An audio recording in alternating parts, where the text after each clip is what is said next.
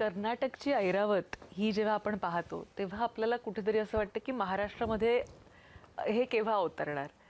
नाही नाही, अवतरायला काही एवढी मोठी गोष्ट नाही हो. पण कर्नाटक राज्याची लोकसंख्या आपल्या लोकसंख्येपेक्षा अर्धी आहे. त्यांच्याकडे तसं सक्षम एस टी महामंडळाला त्यांनी केलेलं असल्या कारणामुळे ते ऐरावत ते धावतात. मी सुद्धा आता 200 बसेस ज्या स्लीपर कोच घेण्याच्या सूचना केलेल्या आहेत. म्हणजे त्यातले जे ओल्वो बसेस आहेत त्यातले 30% हे स्लीपर कोच राहतील आणि 70% हे सिटिंग कोच राहतील आणि आम्ही लॉंग टूरसाठी त्या वापरणार आहोत. म्हणजे आम्ही सुद्धा ऐरावत नाही, त्यांच्याकडे 2-5 ऐरावत असतील, आम्ही तर 200 ऐरावत घेतोय असं म्हणायला हरकत नाही. महाराष्ट्र कर्नाटकच्या फार पुढे हो.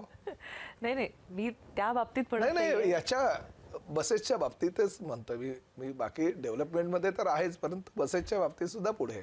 कारण त्यांच्याकडे अवघे 10,000 बसेस आहेत. आता आपल्याकडे 18,000 बसेस आहेत आणि भविष्यामध्ये त्या बसेस आता जवळजवळ आमच्या 27,000पर्यंत वर्षभरात होतील. खरं आहे. आणि मला असं वाटतं की खरं तर एस टी ही अशी आहे की अगदी कानाकोपऱ्यात पोचते, गावाखेड्यात पोचते. त्यामुळे जाहिरातीच्या माध्यमातून म्हणा किंवा ह्या सगळ्या माध्यमातून एक सक्षमीकरणाची म्हणजे होऊ शकतं आणि ती स्वतः सक्षम आहे की अशा जाहिराती मिळवून किंवा अशा पद्धतीनं योजना आहेत त्यासुद्धा गावोगावी पोहोचण्यामध्ये जितकी एस टी पोहोचवू शकते मला असं वाटत नाही दुसरी कुठली यंत्रणा इतक्या डीपली कोणी